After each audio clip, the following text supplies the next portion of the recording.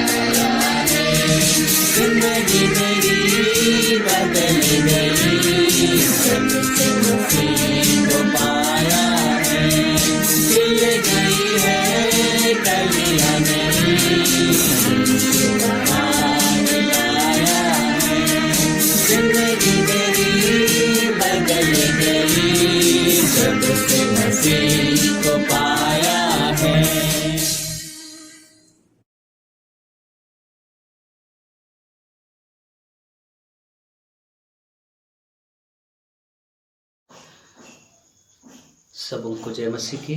आज की सुबह फिर एक बार हम पवित्र आराधना में शामिल हैं ऑनलाइन के माध्यम से।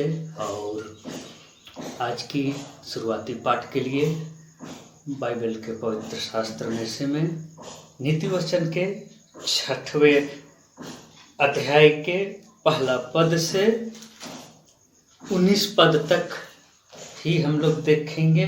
बाकी पदों को आने वाले दिनों के लिए छोड़ेंगे। सो पहला पद से पढ़ते हैं और इसमें ऐसा लिखा है, हे मेरे पुत्र, यदि तू अपने पड़ोसी का उत्तरदायी हुआ हो अथवा परदेशी के लिए हाथ पर हाथ मारकर उत्तरदायी हुआ हो तो तू अपने ही मुंह के वचनों से फंसा और अपने ही मुंह की बातों से पकड़ा गया। इसलिए हे मेरे पुत्र, एक काम कर, अर्थात तू जो अपने पड़ोसी के हाथ में पड़ चुका है तो जा उसको साष्टांग प्रणाम करके मना ले। तू ना तो अपनी आंखों में नींद और ना अपनी पलकों में झपकी आने दे और अपने आप को हरिणी के समान शिकारी के हाथ से और चिड़िया के समान चिड़ी मार के हाथ से छुड़ा। हे आलसी चींटियों के पास जा, उनके काम पर ध्यान दे और बुद्धिमान हो। उनके ना तो कोई न्यायी होता है, ना प्रधान और ना प्रभुता करने वाला, तो भी वे अपना आहार धूप काल में संचय करती है और कटनी के समय अपनी भोजन वस्तु बटोरती है। हे आलसी, तू कब तक सोता रहेगा? तेरी नींद कब टूटेगी? कुछ और सो लेना, थोड़ी सी नींद, एक और झपकी, थोड़ा और छाती पर हाथ रखे लेटे रहना। तब तेरा कंगालपन राह के लुटेरे के समान और तेरी घटी हथियार बंद के समान आ पड़ेगी। ओछे और अनर्थकारी को देखो, वह टेढ़ी टेढ़ी बातें बकता फिरता है। वह नैन से शयन और पाँव से इशारा और अपनी उंगलियों से संकेत करता है। उसके मन में उलट फेर की बातें रहती। वह लगातार बुराई करता है और झगड़ा रगड़ा उत्पन्न करता है। इस कारण उस पर विपत्ति अचानक आ पड़ेगी। वह पल भर में ऐसा नष्ट हो जाएगा कि बचने का कोई उपाय ना रहेगा। 6 वस्तुओं से यहोवा बैर रखता है, वरन 7 है जिनसे उसको घृणा है, अर्थात घमंड से चढ़ी हुई आंखें, झूठ बोलने वाली जीभ और निर्दोष का लहू बहाने वाले हाथ, अनर्थ कल्पना करने वाला मन, बुराई करने को वेग दौड़ने वाले पांव, झूठ बोलने वाले साक्षी और भाइयों के बीच में झगड़ा उत्पन्न करने वाला मनुष्य। आमीन, धन्यवाद। सो इस नीति वचन में मैंने पाया कि 3 बातों का विशेष उल्लेख है। 1 पद से 5 पद तक एक हिस्सा है जो कि हम देखते हैं अपने दैनिक जीवन में, सुबह शाम उठते बैठते कुछ करते हुए, कई बार अपने घर के पड़ोस में, कई बार राह चलते और कई बार अपने कार्यस्थल पर, जिनके साथ हमारा प्रत्येक दिन का सरोकार होता है, जो कि एक दूसरे को हम खूब अच्छी तरीके से जानते हैं। उनके बारे में मुझको सब मालूम है और मेरे बारे में उनको सब कुछ मालूम है। सो उनका हम कई बार उत्तरदायी हो जाते हैं, इसके बारे में जिक्र है। और हम यदि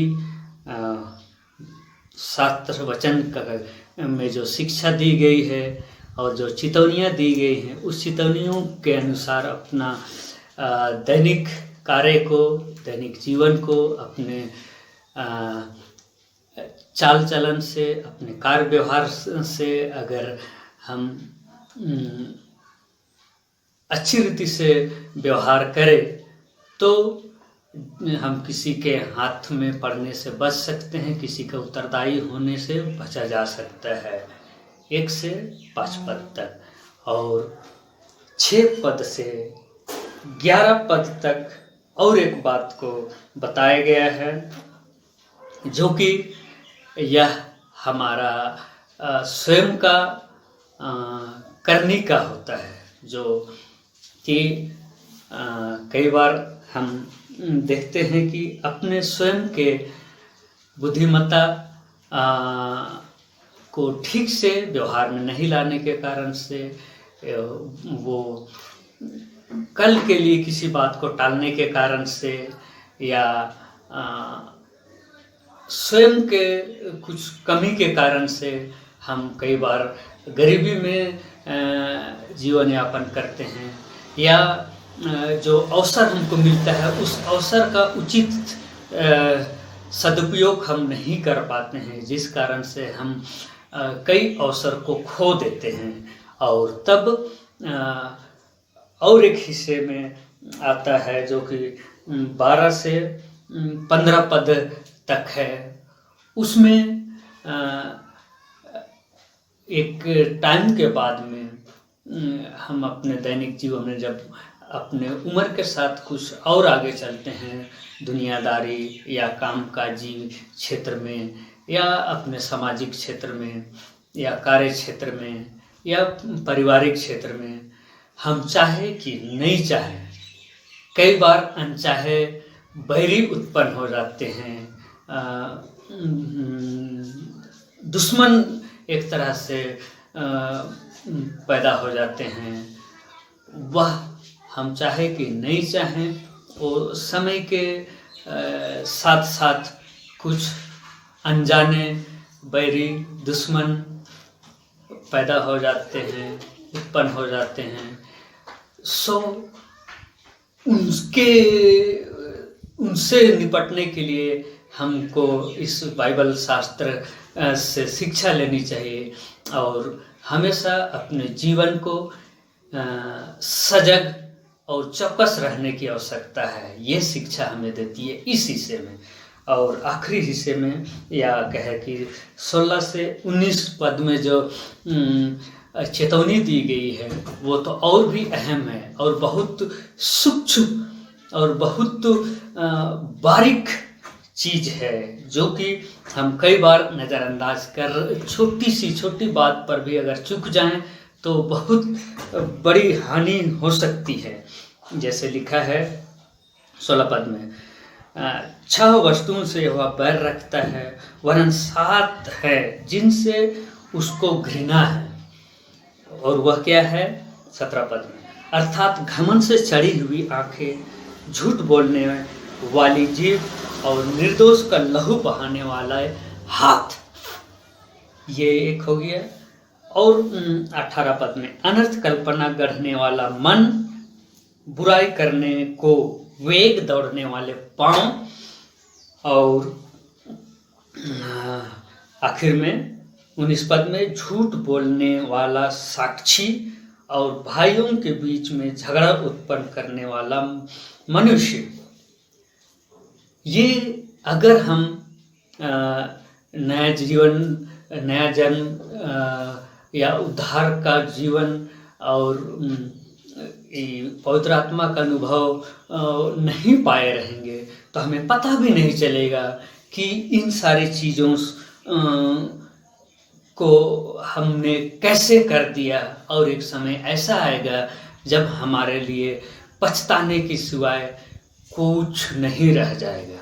इसलिए हमें पवित्र शास्त्र में जो कुछ भी चेतावनी दी जाती है उसको स्मरण रखते हुए हमेशा सजग, चौकस और आँख कान खुला रखने की आवश्यकता है। और इस जीव को बहुत ही ज़रूरत के समय खोलना है और बहुत सोच समझ के मुंह को बोलना है, बहुत चौकस रहने की आवश्यकता है। तो हम बहुत सारी समस्याओं में पड़ने से बच सकते हैं और बहुत सी अच्छी बातों को हम हासिल कर सकते हैं, अच्छा मित्र बना सकते हैं, अच्छा परिवार हम को संभाल के रख सकते हैं, अपने समाज को अच्छा बना सकते हैं, अपने क्षेत्र को, अपने देश को और अपने कलीसिया के लिए भी हम आशीष का कारण हो सकते हैं।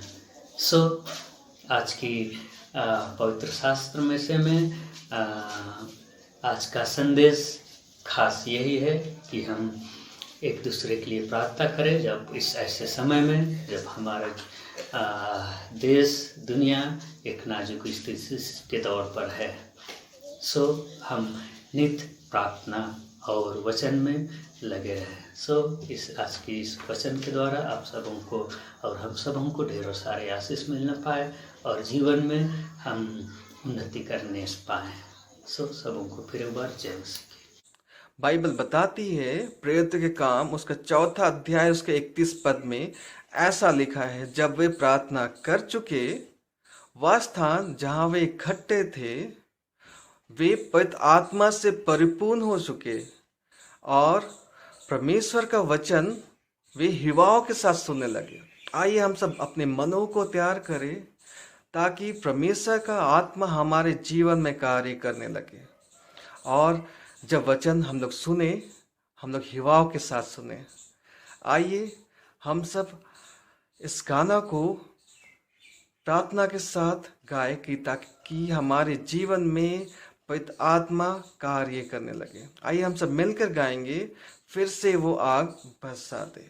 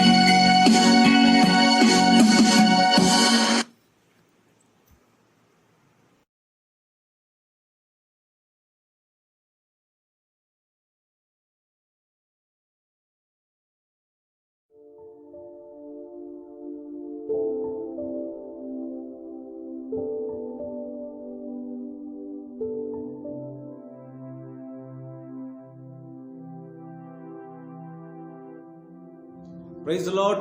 मैं पास्टर सॉल एक बार फिर से आप सभी लोगों को मसीही नमस्कार कहता हूं। उस परमेश्वर को धन्यवाद करता हूं जिसने एक बार फिर से एक नई जिंदगी दी, एक नया जीवन दिया। परमेश्वर ने आप सभी लोगों को भी संभाल के रखा है। उस परमेश्वर को महिमा और आदर जलाल देते हैं उसके वचन के लिए, क्योंकि अपने वचन के द्वारा हमें स्थिर करता है, हमें संभालता है, हम सबको उत्साहित करता है। हम उस परमेश्वर को आज की सुबह उस धन्य आशा के लिए धन्यवाद करते हैं जो हम सबको मिला है प्रभु यीशु मसीह में। आज जिस विषय के साथ मैं आपके सामने आया हूं वो है धन्य आशा। धन्य आशा, ये धन्य आशा क्या है? इस संसार में अगर आप जाएं तो हर व्यक्ति के पास आशा नहीं है। वे अपनी उम्मीदों को खो चुके हैं, वे अपनी आशा को खो चुके हैं। और जिस वर्तमान परिस्थिति से हम गुजर रहे हैं, यहाँ हर व्यक्ति अपनी आशा को खो चुका है, अपनी उम्मीदों को खो चुका है। लेकिन इन सब बातों के बीच में मैं आप सभी लोगों को प्रभु यीशु मसीह के नाम में उस वचन को स्मरण कराना चाहता हूं जहां पर यह लिखा हुआ है कि मसीह के द्वारा हमारे पास एक धन्य आशा है, एक जीवित आशा है, एक लिविंग होप है। होप है।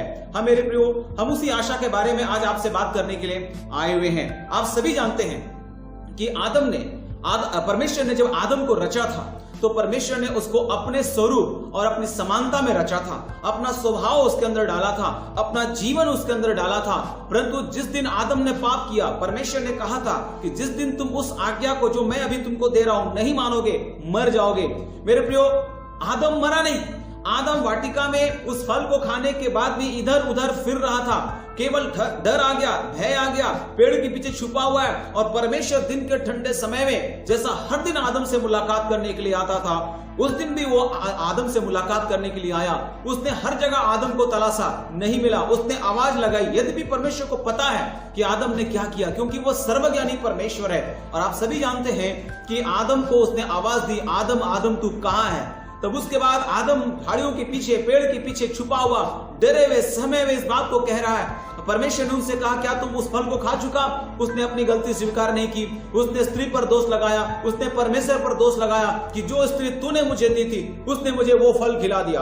और इस प्रकार से हम देखते हैं मेरे प्रियो कि आदम के अंदर परमेश्वर का जो जीवन था वो उसी दिन उसमें से निकल गया। परमेश्वर का जीवन, जॉय जीवन, इटर्नल लाइफ, अनंत जीवन, कभी ना अंत होने वाला जीवन जो परमेश्वर के अंदर है, आदम के अंदर था। परंतु पाप की वजह से वो जीवन उसके अंदर से निकल गया। परंतु हम परमेश्वर को धन्यवाद करते हैं उसके उस प्रेम के लिए, अद्भुत प्रेम के लिए, एक सच्चा प्रेम, एक निस्वार्थ प्रेम, एक अगापे प्रेम के लिए, जिसके कारण हमको वो जीवन दोबारा मसीह यीशु के द्वारा हमको मिल गया है। हालेलुया। और यही हमारे लिए एक धन्य आशा है। मेरे प्रियो, जब हम धन्य आशा की बात करें तो सबसे पहली बात जो आपके सामने हम बताना चाहते हैं वो धन्य आशा है अनंत जीवन। जो जीवन हमने आदम में खो दिया था वो जीवन यीशु मसीह के द्वारा हमको मिल गया। जैसा यूहन्ना 3:16, इससे आप सभी परिचित हैं और इसको आपको पूरी तरह से याद भी होगा। यदि याद नहीं है तो ये आपका दुर्भाग्य है। यूहन्ना 3:16 कहता है कि परमेश्वर ने जगत से ऐसा प्रेम किया कि उसने अपना एक लौता पुत्र दे दिया ताकि जो कोई उस पर विश्वास करे वो नाश ना हो वरन अनंत जीवन पाए। और यही हमारे लिए धन्य आशा है, अनंत जीवन।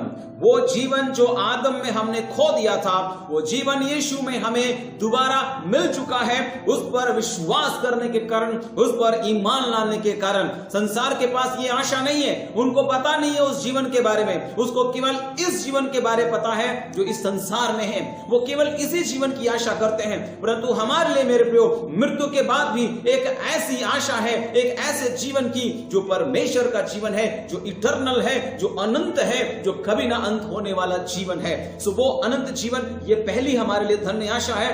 दूसरा आशा जो हमारा यह है, देह का पुनरुत्थान।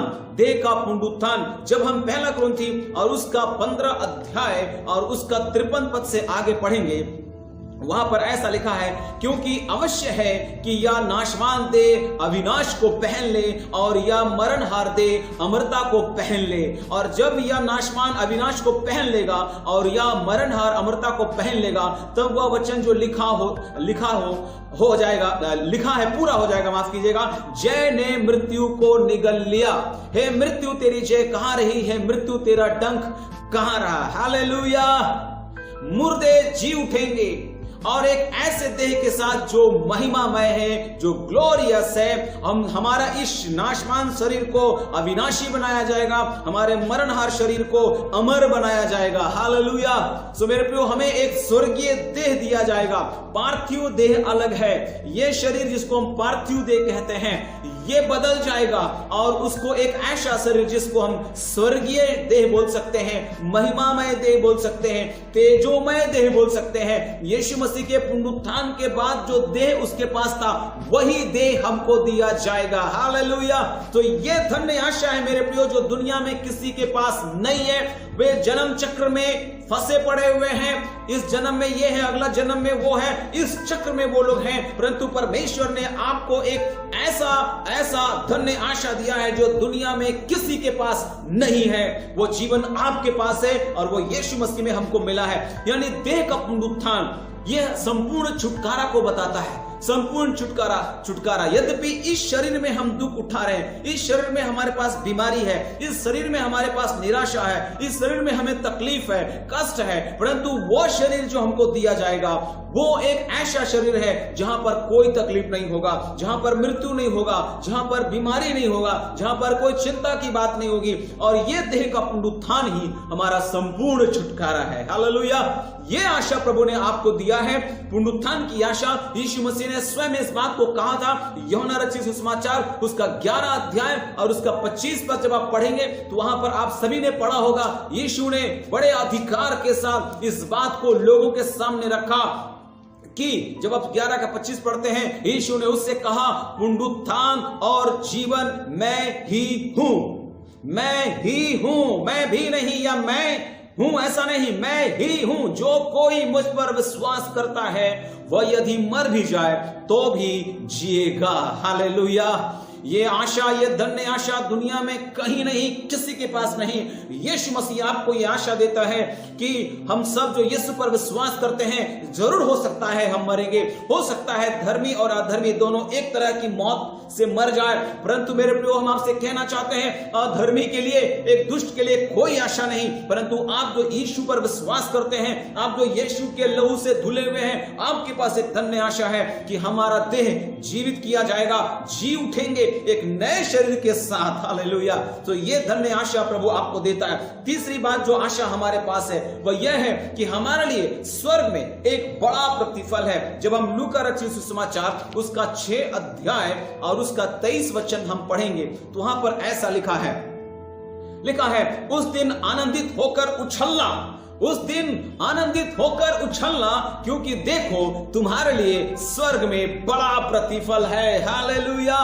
तुम्हारे लिए स्वर्ग में बड़ा प्रतिफल है। तुम उस दिन को देख करके आनंदित होकर उछलना।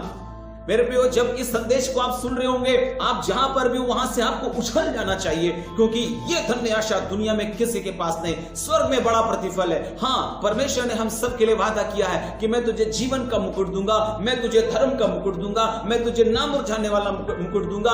उस पेड़ का फल जिसको खाने से आदम वंचित हो गया, जीवन का पेड़ का फल आपको दिया जाएगा। आपको उस फल के पास आने का मौका मिलेगा। आपको स्वर्ग में एक नया वस्त्र दिया जाएगा। मेरे प्रियो, आपको यीशु के सिंहासन के पास आने का अनुग्रह होगा। आप यीशु को देखेंगे। हालेलुया। हर एक आंख उसको देखेगी। दुष्ट भी देखेंगे जरूर यीशु जब आएगा, लेकिन हम और आप तो स्वर्ग देखने वाले हैं। सो ये एक बहुत बड़ा आशा है मेरे प्रियो। अभी तक हम स्वर्ग की बात करते हैं तो बहुत एक सुंदर एहसास, एक सुखद एहसास, जहां पर कोई गम नहीं, कोई परेशानी, कोई चिंता नहीं, सब कुछ सुंदर है। आप जब कोई मनोरम दृश्य देखते हैं तो आपको लगता है यही स्वर्ग है। हम लोग भारत देश के लोग कहते हैं कि कश्मीर में स्वर्ग है, परंतु वहां जाएंगे तो आप ठहर नहीं पाओगे। इतनी लड़ाइयां, इतनी हत्याएं, खून की धारा बह रही है। मेरे प्रियो, स्वर्ग ऐसा जगह नहीं है जहां लड़ाई होती है, जहां पर विलाप होता है। मेरे प्रियो, स्वर्ग एक आनंदित जगह है जहां स्वयं परमेश्वर विराजमान है और वहां पर कोई शोक नहीं, कोई विलाप नहीं, कोई आंसू नहीं, कोई तकलीफ नहीं, कोई दुख नहीं, कोई ठेस नहीं। वहां पर हम सब वहां पर आनंद मनाएंगे सर्वदा का। हालेलुया। सो ये तीसरी बात है कि स्वर्ग में हमारे लिए बड़ा प्रतिफल है। चौथी बात, अंतिम बैरी जो मृत्यु है वो नष्ट किया जाएगा। अंतिम बैरी जो मृत्यु है वो नष्ट किया जाएगा। पहला कुरिन्थी एक बार फिर से आपके साथ खोलना चाहेंगे और उसका 15 अध्याय और उसका 26 वचन जब हम पढ़ेंगे तो वहां पर ऐसा लिखा है, सबसे अंतिम बैरी जो नष्ट किया जाएगा वो मृत्यु है। मृत्यु फिर नहीं रहेगा, वो पूरी तरह से नष्ट किया जाएगा। हाँ मेरे प्रियो, सब कुछ यीशु अपने पांव तले करेगा और उसका राज्य होगा, उसके राज्य का अंत ना होगा। सारे प्रधानताओं के ऊपर, अधिकारों के ऊपर, सामर्थ के ऊपर हमारा प्रभु राज्य करने वाला है और उसके साथ हम भी राज्य करेंगे। ये हमारे लिए एक धन्य आशा है मेरे प्रियो। हालेलुया। शायद इस पृथ्वी पर अभी गरीबी की जिंदगी जी रहे हैं, शायद इस पृथ्वी पर लाजर के समान आपकी जिंदगी है, शायद इस पृथ्वी पर आप तिरस्कृत हैं, शायद इस पृथ्वी पर आप निराश हैं, शायद इस पृथ्वी पर आप थके हुए हैं, परंतु स्वर्ग में आप मेरे प्रियो, आप और हमें परमेश्वर अपने पुत्र यीशु मसीह के द्वारा अधिकार देने वाला है। हमें भी उस दाहिने ओर बिठाया जाएगा। परमेश्वर अपने राइट हैंड में, अपने दाहिनी ओर हमें बैठाएगा। हम उस प्रभु को महिमा देते हैं।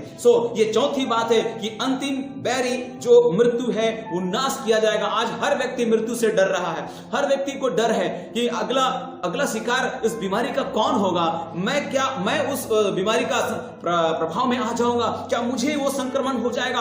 हर व्यक्ति को डर है, हर व्यक्ति को कष्ट है, हर व्यक्ति को चिंता है, परंतु आपके लिए आशा यह है मेरे प्रियो कि मरने के बाद भी आप जीवन पाने वाले हैं और मृत्यु जो है नष्ट किया जाएगा।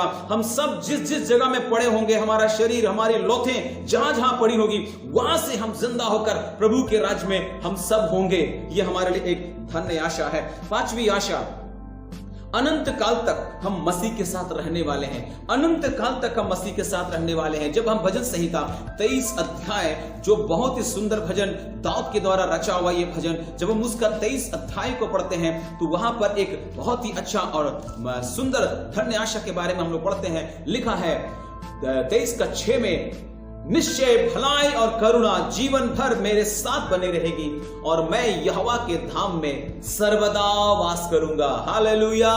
यहोवा के धाम में सर्वदा वास करने के लिए आप बनाए गए हैं। अगर आप यीशु के लहू का छाप, अगर आप पवित्र आत्मा का छाप, अगर आप वचन के अनुसार, वचन के आईने में खुद की जिंदगी को हर दिन संवारने और सजाने वाले लोग हैं, तो आपसे मैं कहना चाहता हूं कि आप यहोवा के धाम में सर्वदा रहेंगे, आप उसके निवास स्थान में सर्वदा रहेंगे, क्योंकि यीशु मसीह ने स्वयं यूहन्ना रचित सुसमाचार 14 अध्याय में हम सबको यह धन्य आशा दिया है। जरूर इस पृथ्वी पर हम व्याकुल हैं, जरूर हम डरे हुए हैं। यीशु ने ऐसा कहा, तुम्हारा मन व्याकुल ना हो, 14 का 1 पद में। परमेश्वर पर विश्वास रखो और मुझ पर भी विश्वास रखो।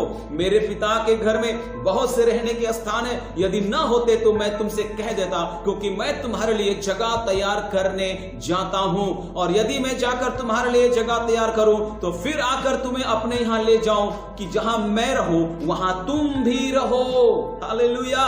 जहां मैं हूं वहां तुम भी रहो। यीशु मसीह कहां पर है? आप सबको पता है, वो पिता के दाहिनी ओर जा बैठा है। हम वहीं पर होंगे। यीशु जहां है, परमेश्वर के निवास स्थान में, उसके धाम में हम सर्वदा रहने वाले हैं। ये धन्य आशा दुनिया में किसी के पास नहीं। सभी केवल इस पृथ्वी की बात करते हैं, लेकिन मेरे प्रिय, हम और आप इस पृथ्वी की नहीं परंतु स्वर्ग की आशा करते हैं। परमेश्वर का वचन कहता है कि इस दुनिया को नहीं, इस पृथ्वी को नहीं, लेकिन स्वर्ग को निहारो, स्वर्ग को देखो, उसकी ओर अपनी दृष्टि उठाओ, अपनी नजर ऊपर करो, अपनी दृष्टि नीचे नहीं ऊपर करो। मेरे प्रिय, परमेश्वर ने आपको नीचे रहने के लिए नहीं, परंतु परमेश्वर ने आपको ऊपर रहने के लिए बनाया है। ये पांचवी आशा कि अनंत काल तक हम मसीह के साथ रहेंगे। छठवीं आशा जिस पर थोड़ी देर हम चर्चा करेंगे, और वो है स्वर्गारोहण। स्वर्गारोहण, रैप्चर। Hallelujah, hallelujah. और ये बहुत बड़ी धन्य आशा है मेरे प्रियो। जब हम तीतुस और उसका 2 अध्याय पढ़ेंगे और उसका 13 वचन, तो वहां पर इस प्रकार से लिखा हुआ है, लिखा है कि और उस धन्य आशा की, अर्थात अपने महान परमेश्वर और उद्धारकर्ता यीशु मसीह की महिमा के प्रकट होने की बाट जोते रहे। धन्य आशा, उसके प्रकट होने की बाट जो ये उसका इंतजार करिए मेरे प्रियो। हालेलुया। और उसके बाद जब उसी संदर्भ में हम मत्ती 24 अध्याय और उसका 31 वचन पढ़ेंगे तो वहां पर हम आपको बता रहे उस धन्य आशा के बारे में। वो मत्ती में क्या लिखा हुआ है, मत्ती 24 अध्याय और उसका 31 वचन 31, वहां पर ऐसा लिखा हुआ है कि वह तुरही के बड़े शब्द के साथ अपने दूतों को भेजेगा और वे आकाश के इस छोर से उस छोर तक चारों दिशाओं से उसके चुने हुओं को इकट्ठा करेंगे। आप जहां कहीं भी क्यों ना हो, आप जो यीशु के लहू से धुले हुए, पवित्र आत्मा का छाप लगा हुआ कि ये मेरा कंपनी का माल है, हालेलुया। पवित्र आत्मा एक लोगो के रूप में आपके ऊपर स्टंप के रूप में दिया गया है और इस बात को अधिकार जताने के लिए परमेश्वर की ओर से कि ये मेरा है, ये मेरा असली माल है, ये मेरा असली प्रोडक्ट है, ये मेरा असली व्यक्ति है। माफ कीजिएगा, मैंने आपको प्रोडक्ट कहा। वास्तव में हम तो परमेश्वर का ही तो प्रोडक्ट है मेरे प्रियो। हम प्रभु की स्तुति और महिमा करते हैं क्योंकि हम सब के लिए आशा यह है कि परमेश्वर अपने दूत को भेज करके और तुरही के शब्द के साथ हम सभी लोगों को अलग अलग जगहों से, हम चाहे किसी भी देश के, किसी भी राज्य के, किसी भी गांव के, किसी भी गली के, मोहल्ले के या किसी भी जाति के, रंग के, भेष के और भाषा बोलने वाले हो, परमेश्वर पर अगर हमने विश्वास किया है, अपने अपने जगह से, देश से, भूमि से, रंग से, परिवार से, जगह से हम उठा लिए जाएंगे। और इसी को हम कहते हैं रैप्चर, इसी को हम कहते हैं स्वर्गारोहण, जो दुनिया में किसी के पास ये आशा नहीं है कि वो उठा लिए जाएंगे, परंतु हम और आपके लिए ये संदेश मेरे प्रियो कि हम एक दिन उठा लिए जाएंगे। जब हम पहला थिस्सलुनीकियों और उसका 4 अध्याय और उसका 15 पद से आगे पढ़ते हैं तो आप सभी ने इस बात को पढ़ा होगा।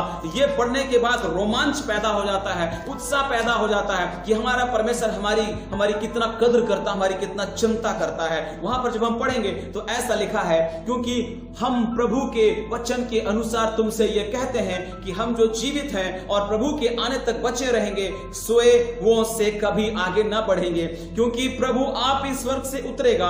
उस समय ललकार और प्रधान दूत का शब्द सुनाई देगा और परमेश्वर की तुरही फूंकी जाएगी और जो मसीह में मरे हैं वे पहले जी उठेंगे। तब हम जो जीवित और बचे रहेंगे उनके साथ बादलों पर उठा लिए जाएंगे कि हवा में प्रभु से मिले और इस रीति से हम सदा प्रभु के साथ रहेंगे। हालेलुया, ये आशा हमारे पास है, हम सर्वदा प्रभु के साथ रहने वाले हैं। हाँ, उस समय नंबर 1 ललकार का शब्द होगा, नंबर 2 प्रधान दूत का शब्द होगा, नंबर 3 परमेश्वर की तुरही का शब्द होगा और इन सब बातों के होते ही हम सब उठा लिए जाएंगे। मुर्दे जी उठेंगे, हम जो बचे रहेंगे बादलों पर उठा लिए जाएंगे कि हम प्रभु से मिले और इस रीति से हम सदा प्रभु के साथ रहेंगे। ये 6वीं बात स्वर्गारोहण के बारे में। थोड़ी देर में स्वर्गारोहण के बारे में बातचीत करूंगा मेरे प्रियो। सचमुच निकट भविष्य में करोड़ों लोग एक साथ दुनिया से अचानक गायब होने वाले हैं। कब्रिस्तान खाली होने वाले हैं। हर कलीसिया, colony, mission compound, seminary, Bible college और जहां जहां मसीही जन और परिवार निवास करते हैं, उस जगह से वे लोग जो यीशु के लहू से धुले हैं, यीशु के लहू का छाप लगा हुआ है, अपने अपने जगह से अचानक गायब हो जाने वाले हैं। दुनिया की हर जाति, हर धर्म, हर वर्ग आदि में से जहां से भी जो लोगों ने यीशु पर विश्वास किया वे सब गायब होने वाले हैं और कारण किसी को पता नहीं चल पाएगा। कारण किसी को पता नहीं चल पाएगा वो करोड़ों लोग कहां चले गए, इसका सुराग किसी को नहीं मिलेगा। दुनिया में हड़कंप मच जाएगा, सारी पृथ्वी पर सनसनी फैल जाएगी और सभी लोग जो लोग विश्वास में हैं, कई लोग अपने मां को ढूंढ रहे होंगे, कई लोग अपने बाप को ढूंढ रहे होंगे, कई लोग अपने बच्चे को ढूंढ रहे होंगे, भाई बहन को ढूंढ रहा होगा, बहन भाई को ढूंढ रही होगी। किसी को अपने परिवार के बारे में पता नहीं चल पाएगा। जो यीशु के लहू से धुले हैं, जिस जिस जगह से भी उन्होंने यीशु पर विश्वास किया, जिस जिस परिवार से भी यीशु पर विश्वास किया, वहां से वे लोग वो लोग उठा लिए जाएंगे। ये स्वर्गारोहण के दिन होगा। दुनिया के हर न्यूज चैनलों में उनके गायब होने की खबर छापी जाएगी। प्रिंट मीडिया हो, इलेक्ट्रॉनिक मीडिया हो, सोशल मीडिया हो, सब जगह भूचाल मचे रहेगा। आज कुछ भी जब नया न्यूज आता है तो सभी लोग कैसे न्यूज चैनल को देख करके, सोशल मीडिया को देख करके अचंभित होते हैं। उस दिन क्या होने वाला है जरा सोच लीजिए, जब करोड़ों लोग गायब हो जाएंगे जो यीशु के लहू से धुले हुए हैं। ये रैप्चर के दिन होगा। ये एक सीक्रेट प्लान जो परमेश्वर ने आपके लिए और हमारे लिए बनाया है। ये दुनिया में किसी के पास ये धन्य आशा नहीं है मेरे प्रियो, परमेश्वर ने आपको और हमको दिया है। आतंक और दहशत, सन्नाटा पूरी दुनिया में फैल जाएगी। सभी लोग घबरा जाएंगे, आखिर ये क्या हुआ, आखिर ये क्या हुआ। और दुनिया में हर देश की पुलिस, हर देश का प्रशासन, उसके सिर पर बल आ जाएगा। वे लोग सोचेंगे ये क्या हो गया, ऐसे कैसे हो गया। दुनिया में अराजकता फैल जाएगी। लोग अपने जनप्रतिनिधियों के विरुद्ध में हिंसक आंदोलन पर उतर जाएंगे। मारकाट, खून खराबा, लूटपाट आम हो जाएगी। लोगों की उग्रता के सामने हर देश का कानून विफल हो जाएगा। हर जगह भीड़ बेकाबू हो जाएगी, लाठीचार्ज होगा। मेरा लोग कहां चला गया, मेरा परिवार कहां चला गया, मेरा जाति का भाई कहां चला गया। बहन भाई को खोजेगा, माँ बाप को खोजेगा, बाप माँ को खोजेगा। इस प्रकार से मेरे प्रियो आप देखेंगे पूरी दुनिया में एक ऐसा मंजर होगा जिसका शब्दों में इस समय मैं आपके सामने बयान नहीं कर सकता हूं। हाँ मेरे प्रियो, लोगों की भीड़ अपने अपने विश्वास के अनुसार कोई मंदिर में, कोई मस्जिद में, कोई गिरजाघर में खड़ा होकर ईश्वर से दया की याचना करते हुए नजर आएंगे। हर देश की सरकार जो है अपनी साखें बचाने के लिए तरह तरह के बयानबाजी करेंगे और वो लोग बोलेंगे ये कोई आतंकवादी घटना हो सकता है, या हो सकता है कोई उधर अंतरिक्ष से कोई आकर के जो है ना इनको गायब कर दिया। और इस प्रकार से दुनिया में एक आपातकाल घोषित किया जाएगा और इस प्रकार से दुनिया का हर देश अलर्ट रहेगा और घबराया हुआ रहेगा, भयभीत रहेगा। मेरे प्रियो, लोग कई तरह की अटकलें लगाएंगे कि ये क्या हुआ। कुछ लोग बोलेंगे एलियंस गायब कर दिया या कुछ और हो गया। इस प्रकार की बातें अपनी साख बचाने के लिए सरकार अपने तरफ से बयानबाजी के रूप में लोगों के सामने रखेगा। मेरे प्रियो, और दुनिया के हर देश के लोग इतने भयभीत रहेंगे कि वे लोग हर चीज में कर्फ्यू लगा देगा। फेसबुक को, गूगल को, न्यूज चैनल को, सोशल मीडिया को, उस पर प्रतिबंध लगा दिया जाएगा। महंगाई अपने चरम पर होगा और इस प्रकार से हम देखते हैं कि हर सरकार अपने लोगों को अपील करेगा घर में रहो, नहीं तो तुम भी गायब हो जाओगे। ऐसा थोड़ी है, हर लोग गायब नहीं होने वाले। जो यीशु के लहू से धुले हुए हैं, जो पवित्र आत्मा का छाप लगा हुआ है, जो परमेश्वर के इस वचन पवित्र शास्त्र बाइबल के अनुसार है, वे गायब होंगे। हालेलुया। ये आशा का संदेश आज आपको बताना पड़ेगा कि वो लोग या ना सोचे कि ऐसा क्या हो गया। हाँ मेरे प्रियो, बाइबल साफ रीति से बताती है कि 2 जन खेत में होंगे, एक उठा लिया जाएगा। 2 खाट पर होंगे, एक उठा लिया जाएगा। 2 जन चक्की पीसते होंगे, एक उठा लिया जाएगा। क्या आप उस उठा लिए जाने में अपने आप को देख रहे हैं? क्या सचमुच आप उठा लिए जाने वाले हैं? हाँ मेरे प्रियो, ये होगा, आप माने या ना माने।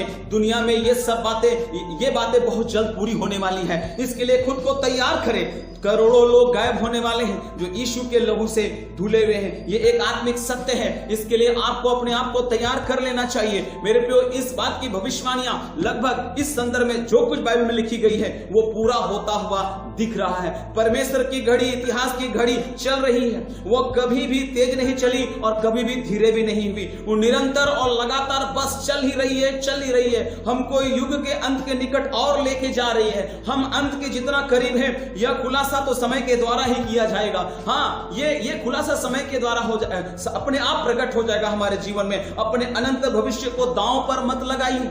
अपने अनंत भविष्य को दांव पर मत लगाइए, क्योंकि समय बहुत शीघ्र आने वाला है। इसकी तैयारी हो चुकी है मेरे प्रियो, और इसका ठोस प्रमाण बाइबल हमको बताती है कि हम कितने करीब हैं उस भविष्यवाणी के पूरे होने के। तो ये स्वर्गारोहण मेरे प्रियो हमारे लिए बहुत बड़ी आशा है। हम इस पृथ्वी पर नहीं रहेंगे, और आप सभी को पता है कि स्वर्गारोहण के ठीक बाद महाक्लेश होने वाला है। कुछ लोग ऐसा बोलते हैं कि महाक्लेश के बाद स्वर्गारोहण होगा, लेकिन मैं इस बात पर सहमत नहीं हूं। और कई प्रभु के दास जिनसे मैंने शिक्षा ली है, उनसे भी अध्ययन करने के बाद और पवित्र शास्त्र अध्ययन करने के बाद मुझे ऐसा लगा, नहीं, परमेश्वर आपको और हमको जो यीशु के लहू से धुले हैं महाक्लेश में नहीं छोड़ेगा। कैसे? मैं इस बात को कैसे अधिकार के साथ बोलता हूं? आप मेरे साथ खोलिए 2 पतरस और उसका 2 अध्याय, और उसका जब हम 5 पद से आगे पढ़ेंगे तो वहां पर ऐसा लिखा है। 2 पतरस उसका 2 अध्याय उसका 5 पद से आगे लिखा है, और प्राचीन युग के संसार को भी न छोड़ा, वरन भक्तिहीन संसार पर महाजल प्रलय भेजा, पर धर्म के प्रचारक नूह समेत 8 व्यक्तियों को बचा लिया। 8 व्यक्तियों को बचा लिया। कब? जब जल प्रलय भेजा गया था। नूह के समय हमारे लिए एक उदाहरण है मेरे प्रियो। परमेश्वर ने नूह को उस जल प्रलय में नहीं छोड़ा, परमेश्वर ने उसको बचाया। नूह को परिवार समेत बचाया, धर्मी को बचाया, आपको भी बचाएगा। महाक्लेश में आपको पड़ने नहीं दिया जाएगा। और जब आप नीचे पढ़ते हैं 6 पद में लिखा है, और सदोम और अमोरा के नगरों को विनाश का ऐसा दंड दिया कि उन्हें भस्म करके राख में मिला दिया, ताकि वे आने वाले भक्तिहीन लोगों की शिक्षा के लिए एक दृष्टांत बने। सदोम और अमोरा में भी लूत और उसके फैमिली को परमेश्वर ने बचा लिया, तो आपको उस महाक्लेश में कैसे छोड़ देगा। जब हम पवित्र शास्त्र में दूसरा कुछ उदाहरण देखते हैं लूका में 17 अध्याय में, तो वहां पर भी हम इस बात को पाएंगे। लूका 17 अध्याय आप मेरे साथ खोलिए, और वहां पर हम उस संदर्भ को जो आप इस समय में आपके सामने रखना चाहता हूं, आप मेरे साथ पढ़ सकते हैं। जब हम उसका 27 पद से आगे बढ़ते हैं, लूका और उसका 17 अध्याय और उसका 27 पद से आगे, तो लिखा है कि माफ कीजिएगा 26 से पढ़ते हैं। चलिए, लिखा है, जैसा नूह के दिनों में हुआ था वैसे ही मनुष्य के पुत्र के दिनों में भी होगा। जैसे नूह के दिनों में हुआ था वैसे ही। और उसके बाद 27 में लिखा है, जिस दिन तक नूह जहाज पर ना चढ़ा उस दिन तक लोग खाते पीते थे और उनमें विवाह होते थे, तब जल प्रलय ने आकर उन सबको नष्ट कर दिया। उनको तो नष्ट कर दिया, लेकिन नूह और उसके परिवार को बचा लिया। जब हम 28 पद से आगे पढ़ते हैं तो लिखा है, और जैसा लूत के दिनों में हुआ था कि लोग खाते पीते, लेन देन करते, पेड़ लगाते और घर बनाते थे, परंतु जिस दिन लूत सदोम से निकला, जिस दिन वो निकला, उस दिन आग और गंधक आग से आकाश से बरसी और सबको क्या कर दिया, नष्ट कर दिया। जिस दिन लूत निकला, जिस दिन कलीसिया यहां से निकला, दुनिया के लिए आफत है, दुनिया के लिए बहुत खतरनाक समय है, दुनिया के लिए महाक्लेश ना कभी ऐसा हुआ है और ना कभी होगा। इससे पहले के संदेश में मैंने YouTube में इस संदेश को छोड़ा है महाक्लेश के ऊपर में। मनुष्य के पुत्र के प्रकट होने के दिन भी ऐसा ही होगा, लिखा है पवित्र शास्त्र में 17:23 लूका में। हाँ मेरे प्रियो, नूह का समय एक उदाहरण है, लूत का समय एक उदाहरण है। मनुष्य के पुत्र के दिन भी ऐसा ही होगा बोल के बाइबल स्पष्ट बताती है। इसलिए स्वर्गारोहण महाक्लेश से पहले होगा इस वचन के अनुसार। और एक संदर्भ मैं लूंगा आपके लिए, पहला थिस्सलुनी उसका 1 अध्याय और उसका 10 वचन। पहला थिस्सलुनी उसका 1 अध्याय और उसका 10 वचन। वहां पर ऐसा लिखा है, और उसके पुत्र के स्वर्ग पर से आने की बाट जोहते रहो, जिसे उसने मरे हुए में से जिलाया, अर्थात यीशु को, जो हमें आने वाले प्रकोप से बचाता है। हालेलुया। आने वाले प्रकोप से वो हमको क्या करता है, बचाता है। प्रकाशित वाक्य और उसका 3 अध्याय और उसका 10 वचन जब हम पढ़ेंगे तो वहां पर ऐसा लिखा है, प्रकाशित वाक्य 3 और उसका 10 लिखा है, तूने मेरे धीरज के वचन को थामा है, इसलिए मैं भी तुझे परीक्षा के उस समय बचा कर रखूंगा जो पृथ्वी पर रहने वालों के परखने के लिए सारे संसार पर आने वाला है। हालेलुया। तुमको बचा के रखेगा वो क्लेश जो इस दुनिया में आने वाला है, उसको महाक्लेश। यहां पर महाक्लेश की बात हो रही है, यहां कोई साधारण एग्जाम की बात नहीं हो रही है, ये उस महाक्लेश की बात हो रही है जो दुनिया में आने वाला है। सो परमेश्वर कलीसिया को महाक्लेश में नहीं रखेगा। महाक्लेश से पहले हम और आपका स्वर्गारोहण हो चुका होगा। सो मेरे प्रियो, आने वाले समय में जबकि ये सारी बातें पूरी होने वाली है, स्वर्गारोहण के संबंध में जितनी भी भविष्यवाणियां बाइबल में की गई है, वो सारी बातें आज हमारे समय में पूर्ण हो रही है। आपको कितना उसके परमेश्वर के लिए तैयार हो जाना चाहिए। वक्त नहीं है हमारे पास, समय नहीं है हमारे पास। मैं यहाँ पर अपने संदेश को विराम दे रहा हूं, लेकिन एक आखिरी धन्य आशा के बारे में बोल करके समाप्त कर रहा हूं, और वह है यीशु का दूसरा आगमन। यीशु का दूसरा आगमन, और इस बात से तो आप सभी लोग परिचित हैं। प्रभु ने चाहा तो हम यीशु के दूसरे आगमन में क्या क्या होने वाला है, क्या कुछ होगा, उस पर भी हम चर्चा करते हुए आपके साथ होंगे। परमेश्वर आप लोगों को बहुतायत के साथ आशीष दे। इन बातों के द्वारा एक दूसरे को शांति दिया करें। इन बातों के द्वारा परमेश्वर पर अपना विश्वास और बढ़ाइए। मैं आपको उत्साहित करता हूं, ये समय ढूल मूल के नीति के अनुसार चलने की आवश्यकता नहीं है। ये समय सुस्त होने की जरूरत नहीं है। ये समय आलसी बने रहने का समय नहीं है। ये समय निश्चिंत रहने का समय नहीं है। ये समय है कि हम प्रभु के लिए जाग जाएं, वचन के लिए जाग जाएं, जागृत हो जाएं, प्रार्थना करें। पौलुस का एक कथन मुझे याद आता है और उस कथन के साथ मैं अंत करता हूं। पहला कुरिन्थी 16 अध्याय उसका 13 और 14 पद लिखा है, जागते रहो, विश्वास में स्थिर रहो, पुरुषार्थ करो, बलवंत हो, और जो कुछ करते हो प्रेम से करो।